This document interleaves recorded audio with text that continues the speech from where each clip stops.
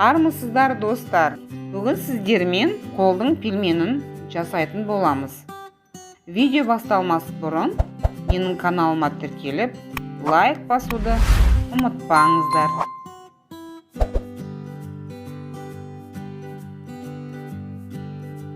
Енді бізге керегі фарш, сармай, жуа, тұз бен бұрыш және приправа. Енді біз фаршымызды алып, оған тұзымыз бен бұрышымызды салып алып, жуамызды салып, араластыратын боламыз. Жақсылап араластырып, фаршымыздың бетін жауып қойып қоямыз. Енді тұз салынған суымызға жұмыртқамыз салып, қамыр илейтін боламыз. Енді біздің қамырымыз дайын болды. Дайын қамырымызды 15 минутқа қойып қоямыз. Енді дайын қамырымызды жаятын боламыз.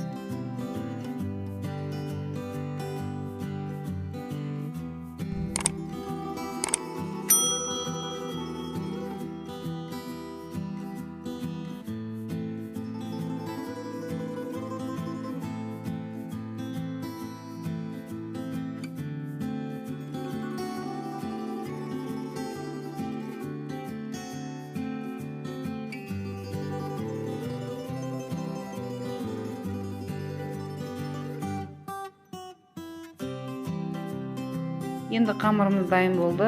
Енді түйетін боламыз. Мінекей біздің пельменіміз дайын болды. Енді қайнап тұрған суымызға тұзымызды салып, пельменді салатын боламыз.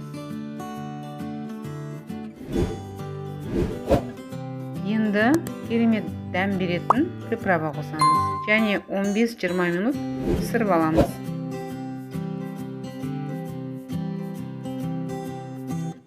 Енді дайын болған пельменімізге сармай қосып араластырамыз.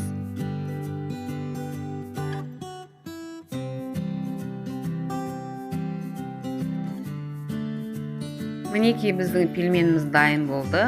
Оның бетіне қаймақ салып беруге болады. Өте дәмді шықты. Сіздер де жасап көріңіздер. Астарыңыз дәмді болсын.